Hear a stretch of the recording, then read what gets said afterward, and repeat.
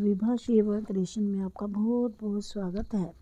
कहते हैं माघ मास की शुक्ल पक्ष की अष्टमी को भीम पितामह ने अपने शरीर को छोड़ा था, इसलिए दिन उनका निर्वाण दिन है जो भीष्मा अष्टमी के रूप में बनाया जाता है।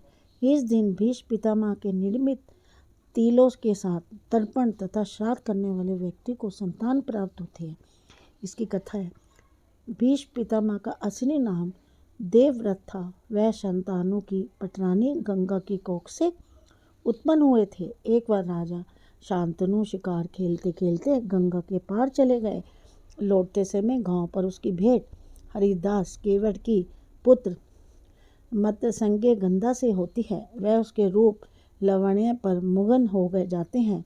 राजा शांतनु हरिदास ने उसका अपने लिए हाथ मांगते हैं, परंतु वह राजा के प्रस्ताव को ठुकरा देता है कि महाराज, आपका शेष पुत्र देवव्रत है जो राज्य का उत्तराधिकारी है। यदि आप मेरी कन्या के पुत्र को राज्य का उत्तराधिकारी बनाने की घोषणा करें तो मैं तैयार हूँ।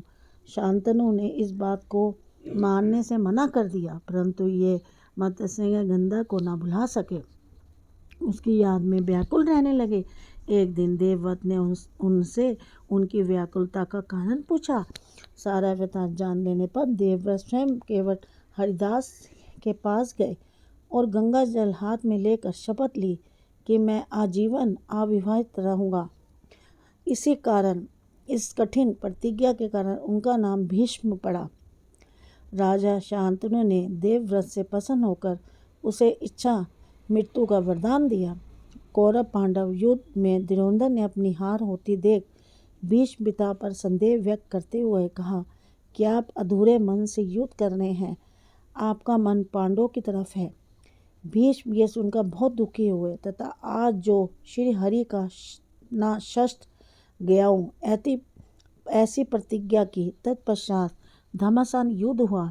भगवान श्री कृष्ण को भीष्म प्रतिज्ञा की रक्षा के लिए सुदर्शन चक्र को हाथ में उठाना पड़ा।